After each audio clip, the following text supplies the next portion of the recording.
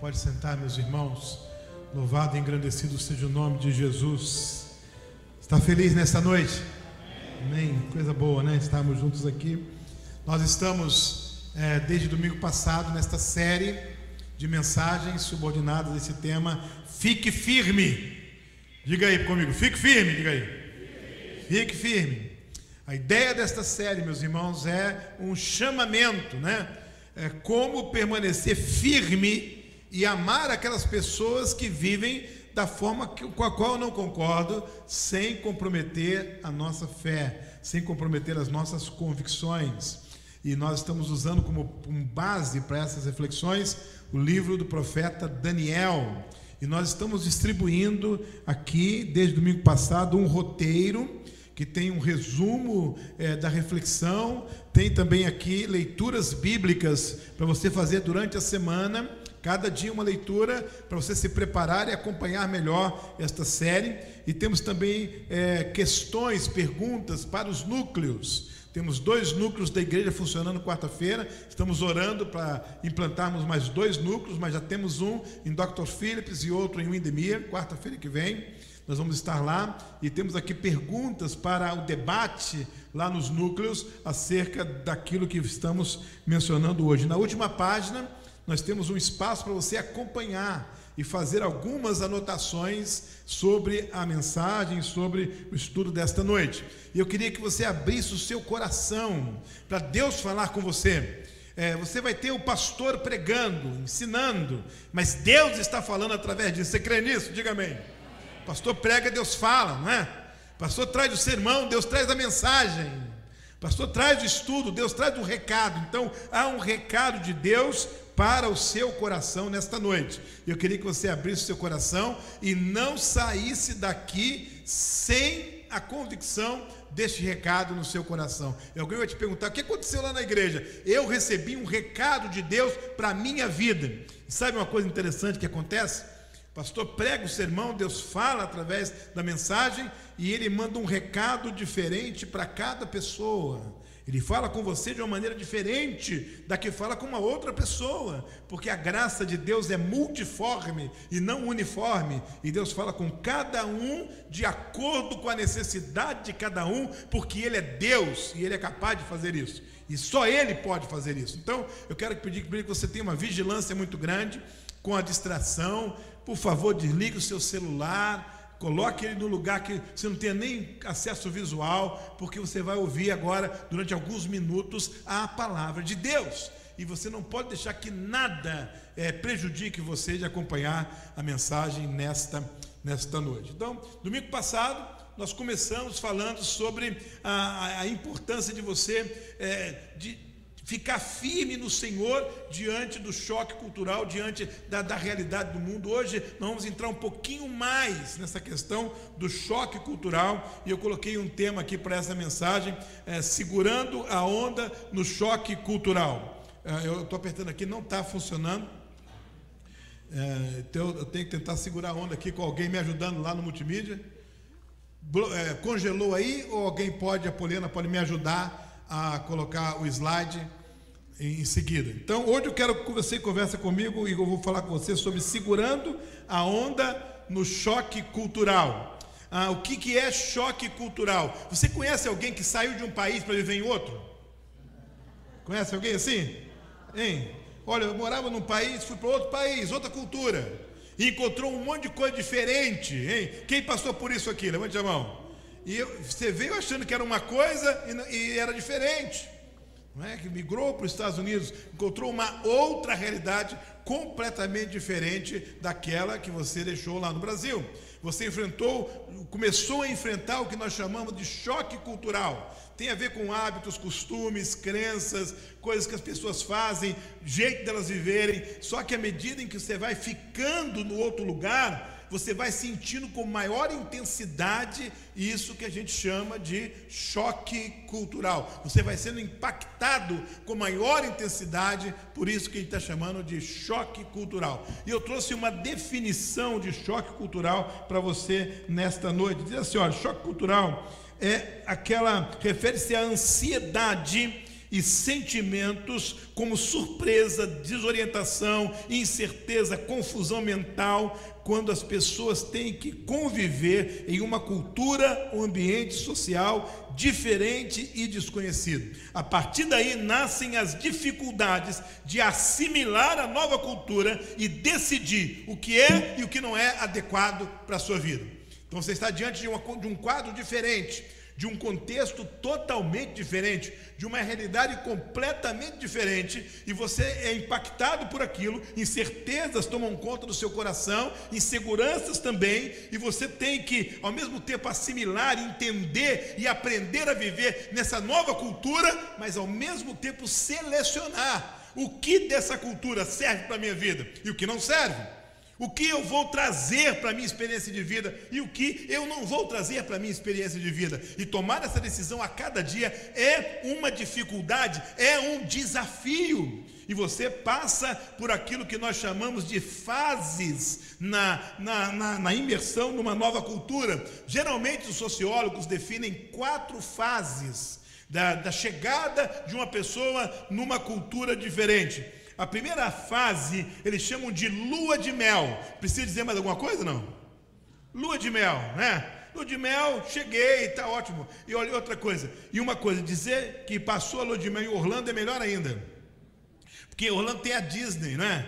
Tem a Universal. Então aquele primeiro momento é o momento de lua de mel, de você ver coisas boas, de você curtir, e você passa por aquele período, é a primeira fase de deslumbramento, você está tendo um primeiro contato emocional, afetivo com a nova cultura. É verdade que muita gente já na lua de mel se decepciona, já na lua de mel já se arrepende da jornada, não é isso? Uma vez eu fiz um casamento de um casal lá no Rio de Janeiro, e um casamento bonito, aquela festa bonita, e eles viajaram de lua de mel, e mais ou menos umas 18 ou 20 horas depois, o telefone tocou, e era o noivo dizendo assim: pastor, decidi me divorciar. Mas calma, já?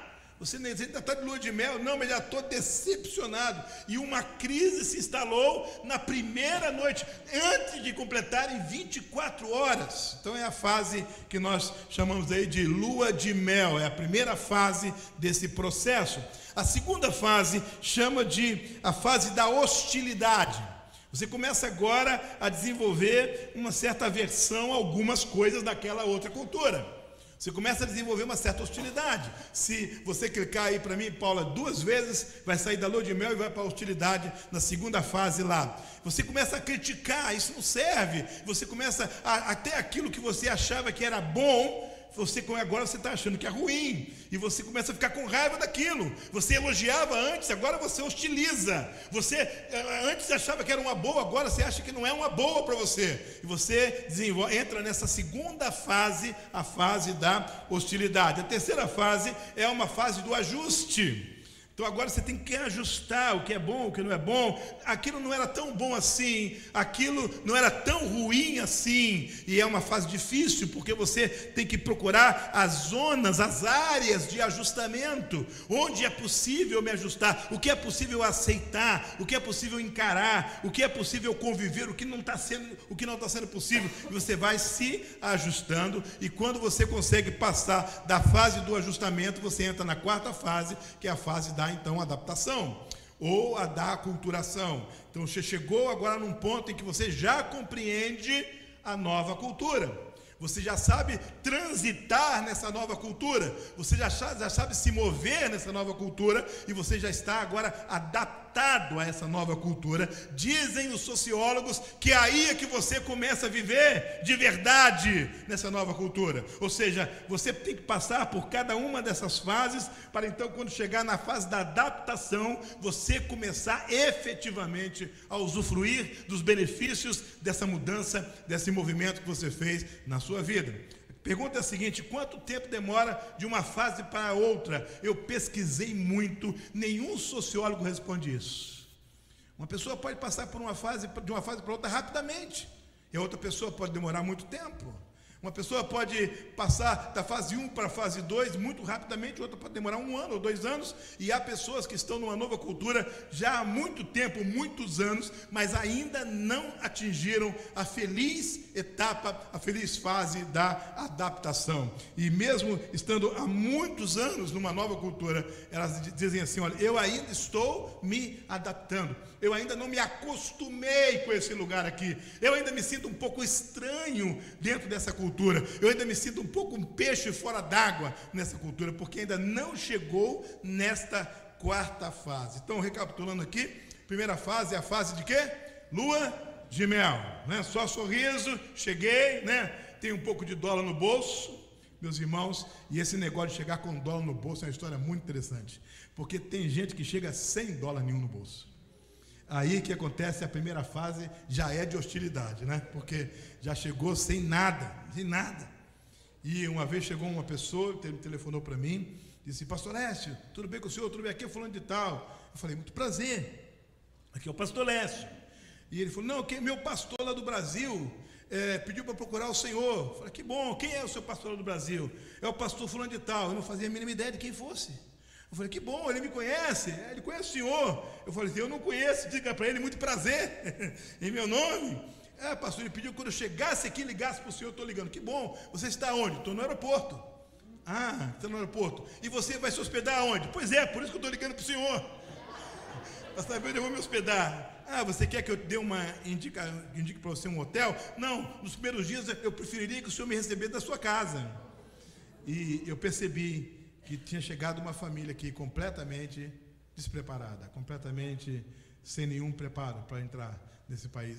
Ele já chegou de uma maneira difícil, ele vai sofrer, ele vai ter uma lua de mel mais breve, ele vai ter uma lua de mel menos suave, porque não se preparou para chegar. Outros se preparam, outros chegam se preparando e vão passar pela lua de mel, mas depois vem a hostilidade, a fase da hostilidade, do ajuste e, por fim, a adaptação. Ok? Olha aí para alguém do seu lado, pergunta assim: que fase você está? Vamos lá, vamos fazer um exercício dinâmico aí. Que fase você está? Ok? Que fase você está, hein? Difícil, né, Patrick? Difícil. Goleiro. Ok. Qual é o desafio, então? O desafio é o que diz: segurar a onda no choque cultural.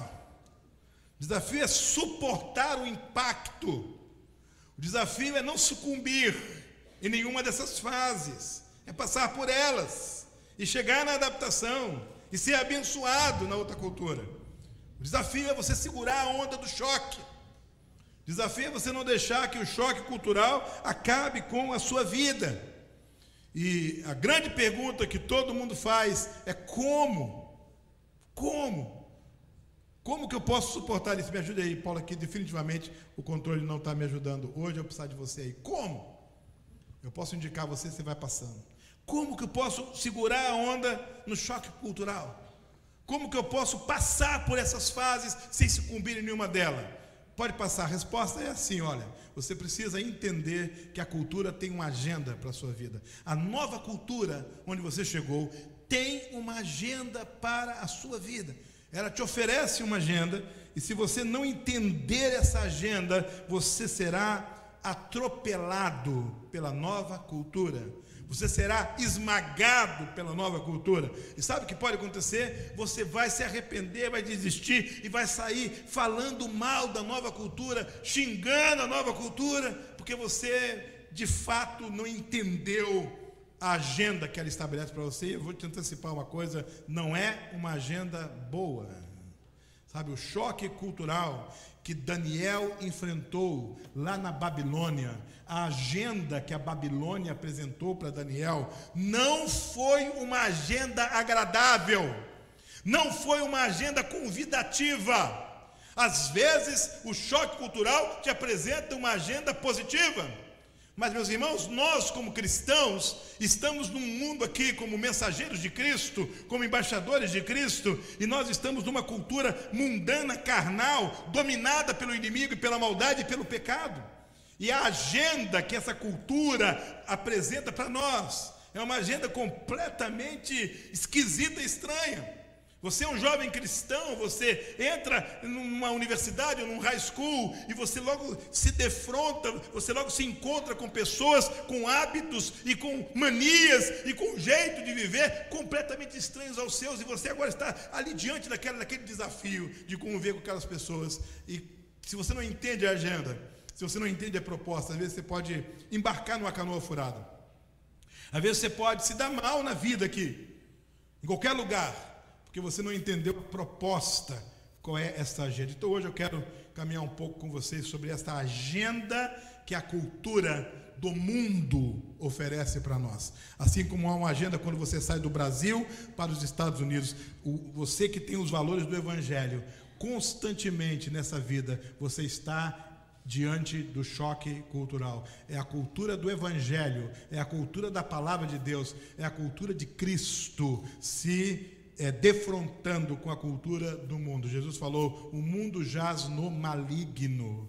E a agenda que o mundo oferece para você, ela é uma agenda cruel. Então vamos lá. Primeiro, a cultura quer mudar a sua identidade. Primeira coisa que o mundo quer fazer com você é dizer assim: olha, não está legal quem você é, você tem que ser diferente, você tem que ser uma outra pessoa, e nós vamos ajudar você a ser uma pessoa legal, do nosso jeito. Logo, logo você vai estar igualzinho a nós, e ele vai te oferecer uma proposta de mudança de identidade. Isso aconteceu com Daniel. Se você ver no capítulo 1, versículo 7, o chefe dos eunucos lhes deu outros nomes, a saber, a Daniel o nome de Beltesazar, a Ananias de Sadraque, a Misael o de Mesaque, e a Azarias o de Abdenego. Então o chefe falou: a primeira coisa que eu vou fazer com você é o seguinte: vocês têm que esquecer o nome de vocês. Quem estuda história sabe que esse também é um mecanismo de manipulação, de massa. Aconteceu no nazismo. Eles rasgaram as identidades e deram números para as pessoas, e proibiram as pessoas de se referirem umas às outras pelo nome. Agora é pelo número, e assim mexe com a sua identidade, confunde você, você não sabe mais quem você é, e quando você não sabe mais quem você é, você está pronto para ser o que querem que você seja, porque mexeu com o seu nome, mexeu com a sua identidade. Para vocês terem uma ideia do que aconteceu lá com Daniel e seus amigos, eu fiz uma tabela aqui sobre esses nomes, o significado original de cada nome e o novo significado do nome que deram para eles na Babilônia. Por exemplo, Daniel, o significado do nome de Daniel é: Deus é o meu juiz. Mas o significado de Beltesazar é: o Deus Bel protege o rei. Mudou o sentido. Agora, em vez de ele carregar no nome um atributo de Deus, a autoridade de um Deus que tem a capacidade de julgar os corações e as nações, agora ele com o nome carrega uma mensagem de um ídolo na sua identidade. A mudança não foi só apenas um código nominal, não, houve um significado novo. E agora, em vez das pessoas dizerem: Daniel, vem aqui, diziam: Beltesazar, vem aqui. Beltesazar significa Bel, o rei, o Deus Bel vai proteger o rei. Mudou o sentido. O amigo dele, Ananias, o significado é Deus é graça. Mas Sadraque, o nome que deram para ele, significa: você agora é servo da entidade, do ídolo, sim, um Deus lá da Babilônia. Então agora você é servo de um ídolo. Você não é mais alguém que carrega a mensagem de que Deus é graça, de que Deus é um Deus gracioso. Isso não está mais na sua identidade. Nós queremos que agora todo mundo se chame você de Sadraque, que significa que você está a serviço de um ídolo. Já pensou o choque cultural? Ninguém vai te chamar mais de Daniel, ninguém vai te chamar mais de Ananias. Agora vocês são Beltesazar e Sadraque. Misael, meus irmãos, Misael significava quem é como Deus. Deus é singular. Mas o nome Mesaque significa homem misterioso.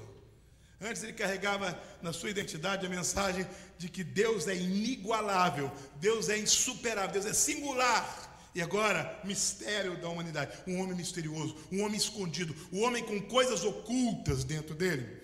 Azarias, o significado do nome de Azarias é Deus ajuda. Agora, Abednego é servo de Nabu, outra entidade da Babilônia. Então, a nova identidade que foi imposta a Daniel e os seus amigos tinha um link direto, uma ligação direta com a cultura idólatra, pagã, multi-idólatra, politeísta da Babilônia. E agora a tendência era, eles se esquecem do nome deles, se esquecem de quem são e logo vão aceitar ser quem a gente quer que eles sejam. Pasmem! Essa agenda está posta diante de nós na sociedade contemporânea, na Babilônia de hoje. Quem você é? Quais são os seus valores? Onde estão os seus compromissos? Não, vamos mexer com isso. Para você ser aceito na turma, para você fazer parte da galera, para você ser aceito aqui no métier, para você ser aceito aqui nos nossos jantares, nas nossas festas, você vai ter que mudar um pouquinho aí a sua identidade. Você vai ter que esquecer um pouco da sua formação, da sua cultura. Isso tem que ficar para trás. Para você se dar bem aqui, você tem que fazer um monte de coisa. Isso explica porque a gente vê muita gente fazendo coisa aqui que jamais faria antes de chegar aqui. Porque ele está sendo impactado pela agenda da nova cultura. Agora a pergunta é, quando a cultura quer mudar a sua identidade, o que você tem que fazer? Pode virar aí para mim, por favor, o slide. Você tem que focar em quem você é. Então, quando tentarem mudar a sua identidade, você tem que se lembrar o tempo todo de quem você é. Mais do que isso, ela já antecipou ali o segundo slide. Quem é que define a sua identidade? É Deus. Quem define a minha identidade não é meu pai, não é minha mãe, não é a cidade onde eu nasci. Quem define a minha identidade, quem diz quem eu sou, é Deus Pai, Deus Filho e Deus Espírito Santo. Pode dizer amém para isso? Amém. Quem define quem você é? Deus. E quando você está diante de uma sociedade que quer que você seja o que ela quer, e quer que você deixe de ser quem Deus quer que você seja, o tempo todo você tem que pensar, não, quem me fez, quem me criou foi Deus. É Ele que me dá a minha identidade, Ele que vai definir quem eu sou. Sabe como é que Deus define a sua identidade? Outra coisa interessante. Quando Deus define a nossa identidade, Ele faz na sua tríplice manifestação. Então, Deus diz que você foi criado por Ele, diz que você foi salvo por Jesus Cristo e diz que você pode ser controlado pelo Espírito Santo. Essa é a proposta de identidade de Deus para a sua vida. Criado por Deus, salvo por Cristo e controlado pelo Espírito. Pode repetir isso comigo? Criado por Deus, diga comigo. Salvo por Cristo e controlado pelo Espírito. Agora vamos dizer, para sacudir essas colunas aqui, vamos dizer: criado por Deus, salvo e controlado.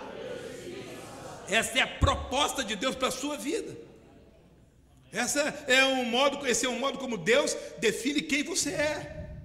Não tem nada a ver com ramo familiar, árvore genealógica, tem a ver com a sua identidade vinda direta de Deus Pai, Deus Filho e Deus Espírito Santo. Deus Pai te diz: eu criei você. Deus Filho te diz: eu salvei você. E Deus Espírito Santo diz: eu quero governar você. Identidade. O mundo quer te mexer com a sua identidade e fazer você ser quem Ele quer que você seja, mas Deus quer que você seja dele, definido por Ele, usado por Ele e o tempo todo diretamente ligado, linkado a Ele. Segunda coisa, a cultura quer que você comprometa as suas convicções. Ela não quer apenas alterar a sua identidade, mudar a sua identidade, mas ela quer que você comprometa aquilo que você crê. Ela quer mexer com as suas convicções pessoais, profundas. Olha o que aconteceu com Daniel, capítulo 1, versículo 8. Daniel, contudo, decidiu, eu grifei aqui o verbo, ele tomou a decisão de não se contaminar, não se tornar impuro com a comida e com o vinho do rei, e pediu ao chefe dos oficiais permissão para se abster dele. Ele falou: eu não quero nada disso. Olha, você tem que comer essa comida para você ficar forte, para você ficar formoso, para você servir no staff do rei. Eu não quero isso. Me dê apenas um pouco de alimento diferente, uma dieta diferente. Mas eu não vou me contaminar. Meus irmãos, o cardápio que o mundo oferece para a juventude, para os homens, para as mulheres, para os casais, para a família, é um cardápio diabólico. Eles têm que dizer assim: eu não quero isso. Isso não serve para mim. As suas convicções estão sendo colocadas em xeque. Aquilo que você acredita está sendo questionado. O mundo quer abalar as suas convicções, quer transformar convicções em dúvidas, quer transformar convicções em relativismo. Como é que você entende? Como que a gente pode aprofundar um pouquinho essa questão do comprometimento das nossas convicções? Vamos lá. Pensando nas convicções, nós temos as convicções naturais, nós chamamos de bom senso, aquilo que o senso comum diz que está legal. Temos as convicções pessoais, que são as tradições às quais nós estamos ligados. Temos as convicções morais, a nossa noção de certo e errado. E temos as nossas convicções espirituais, o que é e o que não é aprovado por Deus. Então veja bem, a cultura, o choque do mundo, a Babilônia do nosso tempo, diz para você assim: olha, aquilo que até agora era natural para você está errado. Suas tradições também estão erradas. Coloca a dúvida também na sua convicção moral, na sua noção de certo e errado.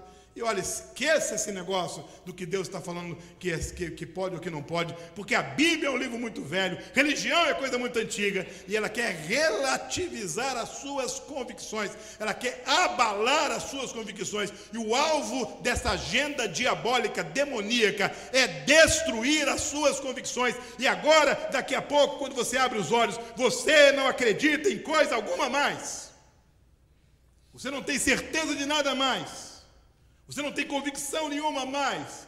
Tudo se relativizou na sua vida.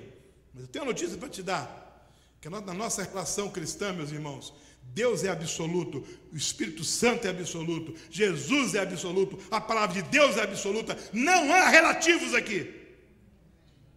Não é nada que é bom para um, é bom para hoje, é bom para amanhã. Não, o que está na Bíblia, vou dar só um corte aqui. O que é pecado na América, é pecado no Brasil, é pecado no Japão, é pecado nas Antilhas, é pecado na Antártica. Pecado hoje foi ontem, anteontem, 3 ano que vem. Não tem, o que tem na Bíblia que chama de pecado, sempre foi, é e sempre será pecado. Não importa qualquer contexto cultural, é pecado, porque pecado é aquilo que desagrada, que desonra, que ofende o coração de Deus, só um corte.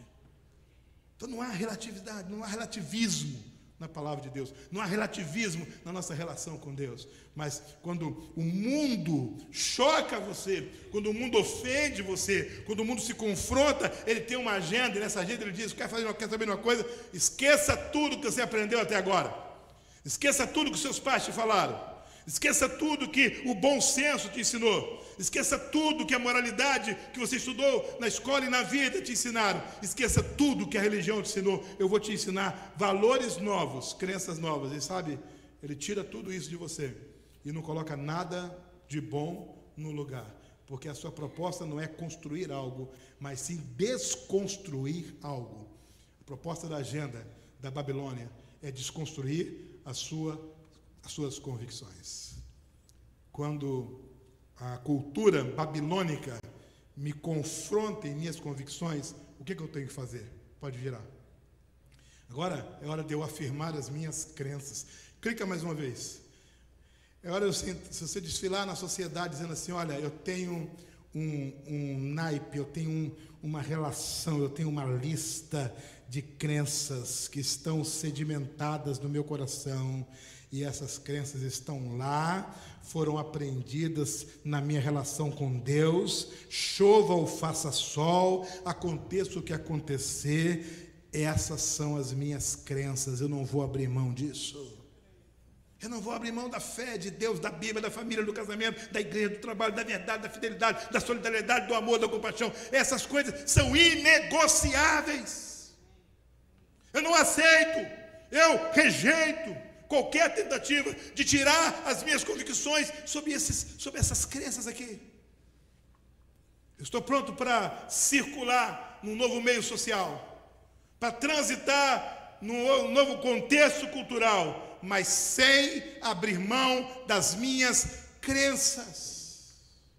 E você vai ser alvo de chacota, você vai ser alvo de tentativa de ridicularização, de bullying, você vai ser ameaçado, você vai ser alvo de tentativa de amedrontar você, mas tem que confiar em Deus, porque na hora que armarem uma cilada contra você, na hora que armarem todo um esquema, e quem lê o livro de Daniel sabe que esse é o contexto de Daniel, alguém armando cilada, alguém armando um esquema contra, sabe o que vai acontecer? O Senhor dos céus e da terra, em cuja vida você firma as suas convicções, Ele entra em providência e abençoa você. Nunca me esqueço do professor que chegou em sala de aula, no primeiro ano do curso universitário, tirou da sua bolsa um ovo. O que é isso aqui? Isso é um ovo. Alguém poderia vir aqui à frente, pegar esse ovo e confirmar que é um ovo mesmo? Algumas pessoas, os alunos foram à frente, pegaram, era um ovo mesmo. Ele pegou aquele ovo e disse: olha, tem alguém aqui que é cristão? Tem alguém aqui na sala que crê em Deus? Que crê que existe um Deus vivo, como os cristãos falam, que ouve a sua oração, que cura, que realiza milagres? Há alguém aqui que crê nisso? Alguns alunos levantaram a mão. Tá bom. Vocês estão começando um curso universitário. É hora de acabar com essa baboseira toda aqui. Vocês aí que creem em Deus, está vendo esse ovo aqui? Eu vou contar até 3, eu vou soltar esse ovo aqui. E vocês que creem em Deus, orem para o ovo não quebrar. E eu vou soltar. Se o ovo não quebrar, é porque Deus existe. Olha, mas se o ovo quebrar, que Deus é esse que não segura um ovo a 2 metros e pouco de altura? Esse Deus vai curar o quê? Ele lançou o confronto. Um dos alunos disse: professor, tudo bem, o senhor pode soltar o ovo, mas eu queria orar antes. Eu queria orar em voz alta. Pode orar. E o aluno ficou em pé, meio trêmulo. Estava ali numa situação difícil. Ele faz uma oração simples: Senhor, eu não vou pedir para esse ovo não quebrar, porque a lei da gravidade foi o Senhor que criou. Eu vou pedir diferente. Quando o ovo bater no chão, o professor caia morto para trás. Em nome de Jesus. O professor, com o ovo na mão estava, com o ovo na mão ficou. Aí falou: vamos continuar nossa aula. Guardou o ovo na sacolinha dele. Solta o ovo, mestre. Agora vamos ver quem é que teme a Deus ou quem não teme. Solta o ovo. Sabe o que acontece, gente? Na hora que a cultura encalacrar você, Deus entra em providência e socorre você e abençoa você. Então o choque vem, o embate vem. Afirme as suas crenças, não se envergonhe delas, defenda-as, estude-as profundamente na palavra, defenda-as e Deus vai honrar você.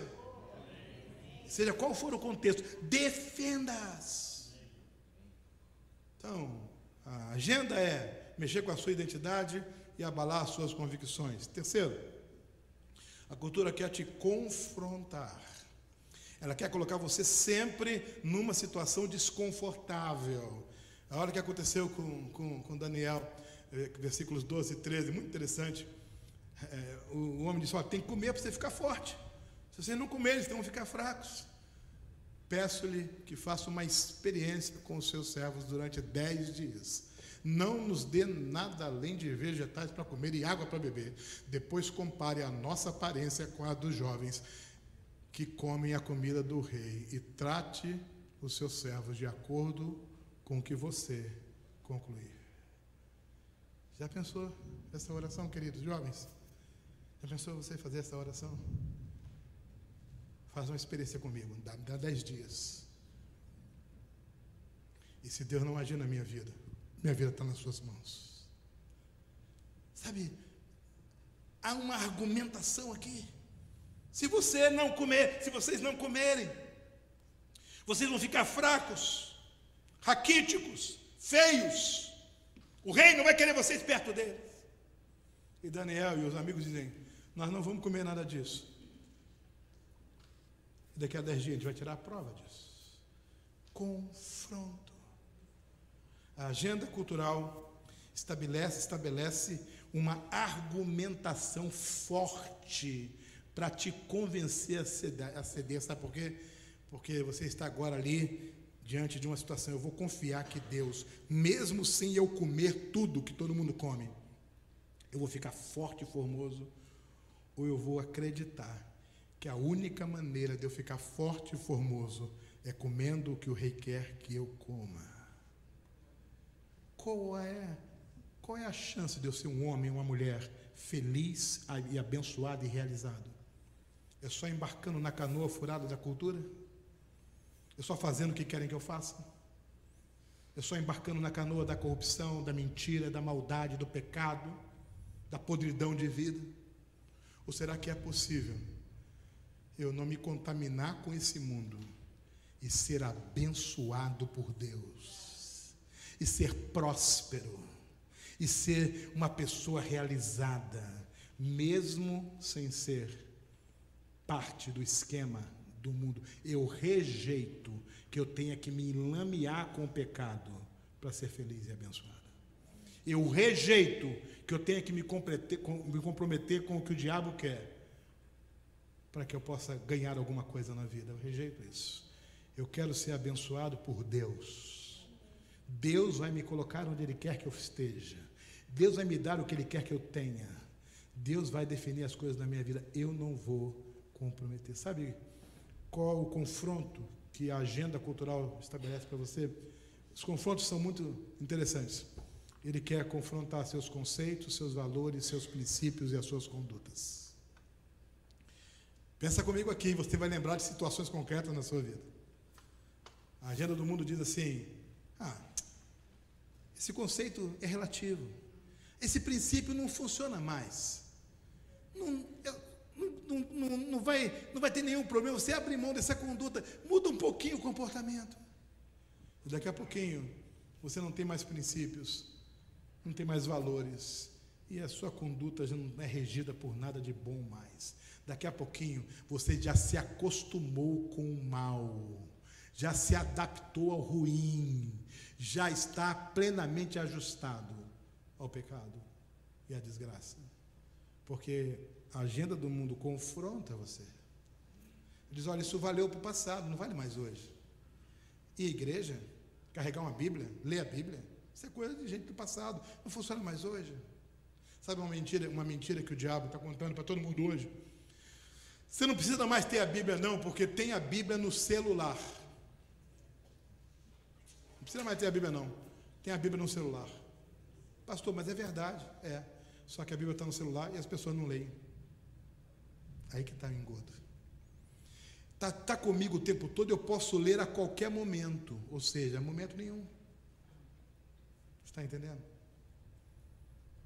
Nunca tivemos a Bíblia tão fácil, tão acessível na história da igreja. Nunca a Bíblia foi tão pouco lida na história da igreja. Na história da igreja, a Bíblia foi muito mais lida em épocas em que ela estava somente em hebraico, grego e latim. Ela era mais lida do que hoje, que ela está em todas as línguas. Sabe por quê? Porque as pessoas tinham sede e fome da palavra de Deus. E hoje, uma família cristã tem 4, 5, 6 Bíblias em casa. Conheci uma mulher que ela tinha uma Bíblia de várias cores para combinar com um vestido. Dependendo da cor do vestido, ela pegava a Bíblia com a capa diferente. Mas abrir a Bíblia, ler a Bíblia, estudar a Bíblia e praticar a Bíblia, cada vez menos pessoas estão fazendo isso. Por quê? Por causa do confronto. Há tanta coisa para fazer. A agenda está tão lotada. Há tanto lugar para visitar, há tanta viagem para ser feita, há tanta coisa para usufruir, há tanto lazer, há tanto compromisso, há tanto tempo gasto no trânsito. Eu não tenho tempo para nada, quiçá para ler a Bíblia. Então, embora seja fácil o acesso, a agenda está lotada com outras coisas, e eu não quero mais a comunhão com a palavra de Deus. Então, quando a cultura choca você com confrontos de conceitos, valores, princípios e condutas, o que você tem que fazer? Pode virar aí. Você tem que responder com graça e verdade. Aqui está algo extraordinário, meus irmãos. Você não vai para o confronto com violência. Você não vai para o confronto com as suas opiniões. Você não parte para o confronto com a sua ideologia. Você parte para o confronto com graça e verdade. Aquele que é a palavra tornou-se carne e viveu entre nós. Vimos a sua glória, glória como do unigênito vindo do Pai, cheio de graça e de verdade. Sabe o que desarma os silogismos, as falácias, as argumentações falsas da cultura contemporânea? A verdade da palavra de Deus, a verdade do amor de Deus, a verdade da graça de Deus, do cuidado de Deus. Sabe qual é a esperança para o mundo? Não é o mérito do homem, é a graça de Deus. É apesar do homem, é tudo acerca do que Deus faz, de quem Deus é. Então o mundo te oferece uma agenda que envolve mexer com a sua identidade, abalar suas convicções e relativizar pelo confronto seus valores, seus princípios, suas crenças. Mas se você se lembra que quem define a sua identidade é Deus, Pai, Filho e Espírito Santo, que você é uma pessoa criada por Deus, salva por Cristo e controlada pelo Espírito. Se você se lembra que você tem crenças inegociáveis que foram sedimentadas pela palavra de Deus na sua vida, e se você vive uma vida pautada na verdade e na graça. Gente, esse binômio é imbatível. Verdade e graça. Seja qual for o inimigo, se você for com verdade e graça, a verdade te diz como agir, e a graça te diz que você é insuficiente sozinho. Você precisa de Deus. Se você vai para qualquer embate com verdade e com graça, você já pode deixar a festa montada, porque você vai voltar para celebrar a vitória. Mas se você vai com mentira, vai com falsidade, vai com argumentação para enganar A ou B, vai para passar o outro para trás, e vai achando que você merece alguma coisa, então você vai quebrar a sua cara, porque a agenda cultural vai engolir você. O confronto, ele é vitorioso com graça e verdade. Pode passar? Como segurar a onda no choque cultural? 3 coisas muito simples. Passa aí, Paulinha. Primeiro, foque em quem você é de verdade. Afirme suas convicções inegociáveis e responda com graça e verdade a tudo aquilo que se apresentar diante de você. Sabe o que vai acontecer com isso? O que aconteceu com Daniel na Babilônia. Ele vai enfrentar o choque, mas ele vai segurar a onda, ele vai passar pelas fases, e ele vai se lembrar o tempo todo, focar em quem ele era. Ele estava em casa, sabia quem ele era, podia orar, por isso orava ao Senhor. Ele estava na cova dos leões, continuava sabendo quem ele era, por isso orava ao Senhor. Ele estava no palácio, independente se era o rei Dario, ou o próximo rei, ou o próximo depois desse, ele sabia quem ele era, continuava orando ao Senhor. Eu sei quem eu sou. E quem você é? Eu sou criado por Deus, salvo por Cristo e controlado pelo Espírito Santo. Eu não sou controlado pela carne, nem pelas paixões, e muito menos pela agenda nociva desse mundo. Quem me controla? quem domina sobre mim é a pessoa do Espírito Santo de Deus. E é por causa da minha relação com Ele que eu tenho crenças, convicções inegociáveis. Ah, né? Mas você pode abrir uma exceçãozinha. É só uma vezinha. Ninguém vai ver. Ninguém vai saber. Aquele que morreu por mim na cruz plantou no meu coração convicções inegociáveis. E Ele vai honrar a minha vida. Mas esses princípios velhos, esses valores antiquados, eu permaneço aí, nesses princípios e nesses valores. Eu fico neles. Eu vou o tempo todo lembrar que sozinho eu não dou conta. Eu sou quem sou, disse o apóstolo Paulo. Por quê, gente? Pela graça de Deus. E eu vou pautar a minha vida, não na minha verdade, não no que eu acho, mas na verdade da palavra de Deus. Nessa noite eu queria orar por você.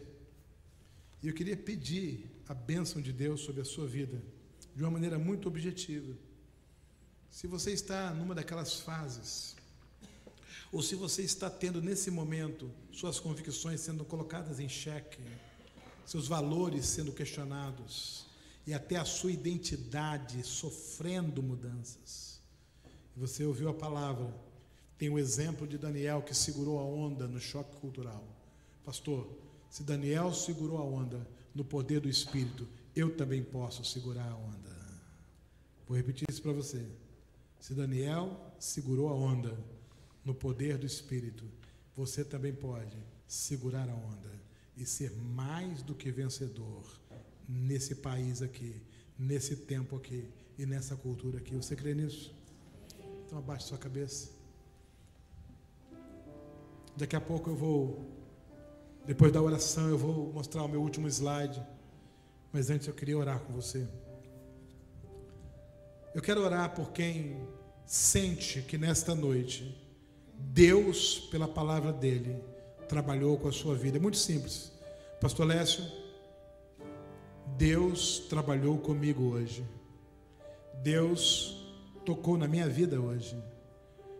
Eu precisava receber esta palavra. Esta palavra Deus usou para tratar comigo hoje. Querido, querida, se você entende que Deus, com essa palavra, está tratando com a sua vida, onde você está, eu quero que você levante uma de suas mãos e abaixe. Só isso, pastor. Eu entendo que Deus está tratando comigo. Deus abençoe. Pode abaixar sua mão. Deus abençoe. Deus abençoe.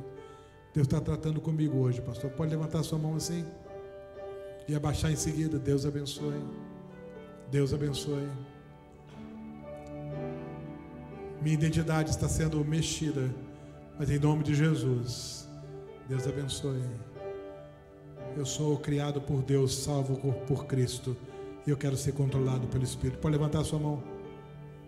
Deus trabalhou com você hoje, tratou com você. Deus abençoe. Alguém mais? Em nome de Jesus, Deus abençoe. Alguém mais? Deus está trabalhando comigo, pastor. Através desta palavra, Deus abençoe. Através dessa palavra, Deus está tratando comigo. Ah, mais alguém? Note que eu não estou perguntando se você tem religião ou não tem, se você faz parte de igreja, se não faz parte de igreja. Eu estou perguntando se Deus trabalhou com você hoje, se Deus tratou com você, se Deus mexeu com você. Pode levantar a sua mão. Deus abençoe. Deus abençoe. Alguém mais? Igreja em oração. Há mais alguém? Pastor, Deus está tratando comigo nessa palavra. Levante sua mão e abaixe. Eu quero orar por você. Alguém mais? O pastor vai perguntar pela última vez nessa noite. Se diante da exposição da palavra, você entende que Deus tratou com você. Pastor, alguma coisa foi dita hoje aí. Deus me mostrou alguma coisa aí que mexeu comigo. Ele está tratando comigo. Levante sua mão em nome de Jesus. Se você não fez isso ainda, eu vou incluir você nessa oração. Alguém mais? Deus abençoe. Graças a Deus. Mais alguém? Então vamos orar ao Senhor. Eu queria que todos baixassem suas cabeças, fechassem seus olhos. Mas quem levantou a sua mão, eu queria que olhasse para mim. Todas as pessoas que levantaram a mão, olhem para mim. Os demais, por favor, fiquem em oração. Eu quero dar uma palavra com quem levantou a mão. Pastor Lécio, eu não levantei minha mão, mas aqui no meu coração, eu sei que Deus tratou comigo hoje. Tudo bem, mesmo que você não tenha levantado a sua mão, mas se essa é a sua experiência, que Deus tratou com você hoje, olhe para mim agora. Olhe para mim, um minutinho só. Eu quero fazer uma oração por você, querido, querida. E eu creio que Deus está aqui. E eu creio que Deus tem o melhor para a sua vida. E eu creio que essa palavra vai abençoar você. E Deus vai trabalhar com você a partir de agora nessa palavra. Eu quero orar por você. Então você que está olhando para mim agora, onde você está no seu lugar, fique em pé aí onde você está. E coloque a sua mão no seu coração. Pode ficar em pé. Onde você está, fique em pé. Deus está tratando com a minha vida, pastor. Eu quero pedir para os irmãos que estão assentados, que olhem à sua volta. Se houver alguém em pé, por gentileza, não deixe ninguém em pé sozinho. Fique em pé ao lado dessa pessoa. Com licença, eu vou ficar do seu lado. Não vou deixar você sozinho, não. Eu vou ficar do seu lado. Que bom que Deus falou com você. Que bom que Deus está tratando com você. Olhe perto de você, não deixe ninguém sozinho, ninguém sozinho. Isso, me ajude aí, igreja. Isso mesmo, isso mesmo. Que bom, que bom, que bom. Ninguém sozinho, ninguém sozinho, ninguém sozinho. Isso mesmo. Se você está perto de alguém, meu irmão, pastor, eu estou com alguém aqui, levante sua mão aí. Só os meus irmãos em Cristo, isso. Não tem ninguém sozinho, ninguém sozinho. Agora, eu vou pedir para você que se levantou, para dar apoio a alguém que está em pé. Pastor Lídio vai estar aqui do meu lado. Traga essa pessoa aqui à frente. Nós vamos orar por ela. Vamos ter um momento de oração aqui. Traga, venha, vamos até o pastor. Nós vamos orar lá. E eu vou pedir que toda a igreja ore comigo agora em favor dessas pessoas que estão vindo aqui à frente. Ao virem à frente, elas estão dizendo: Deus está tratando comigo através da palavra dele. E Deus trata com a gente.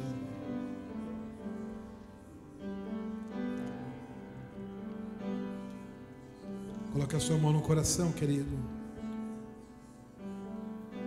Igreja, por favor, estenda a sua mão aqui na direção dessas vidas.